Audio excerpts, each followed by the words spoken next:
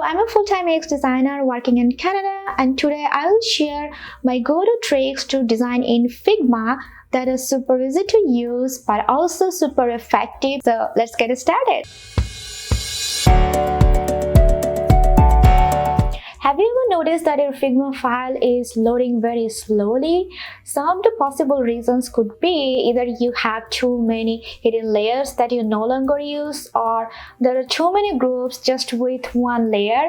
In order to handle all of this, we can use the plugin called Clean Document. You can do a couple of advanced actions from the Clean Document plugin, like delete all the hidden layers from your project, sort your pages and layers. Another option could be if you just want to do it just from one frame. Select a frame, run the Clean Document plugin and hit the delete all hidden layers, and that will delete all the hidden layers from this particular frame.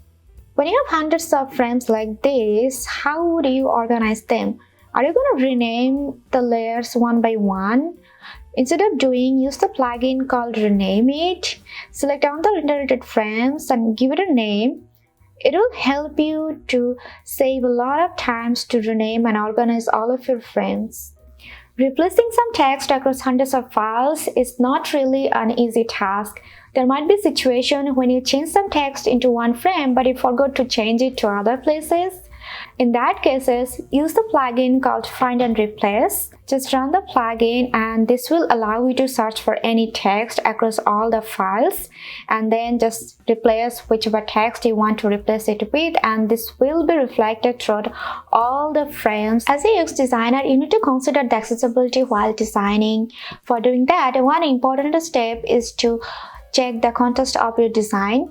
For doing that, I'll select a frame and run the plugin called Contrast. This will show you all the elements that have failed to ensure the AAA accessibility standard, which means you need to improve those contrasts to make it more accessible. If you want to know more about the accessibility in UX design, feel free to write that in the comment below. I'll try to cover that in my next video. Iconify is a great plugin to add all the free icons. You will see icons from all those standard design library within this one tool. Just select an icon and drag and drop to add it to your design. Adding premium quality images to your design is no longer a problem. All you need is just a plugin called Unsplash. Either hit the button or select a category to insert an image to your file as a generic image, or select an element and pick an image from Unsplash that will auto insert the image to your selected element. The benefits of adding images from plugin is that the image size is relatively low without compromising the quality, whereas if you download the image from the Unsplash website, the image size will be something around 5 to 10 megabytes, which is really a lot. Content Reel is a great plugin to add demo content to your design. In order to add text content, take a text layer and auto-populate that with name, address, phone number, even a paragraph of text. You can also add avatars and logos to your design element as well. Adding a location-based map to your design is pretty simple now with the Map Cycle plugin. You can also select the style of the map, either insert the map as a generic map or select an element to insert the map there. So these are pretty much all the tricks that has helped me to do my work more effectively. If you know any other helpful tricks, let me know in the comments below.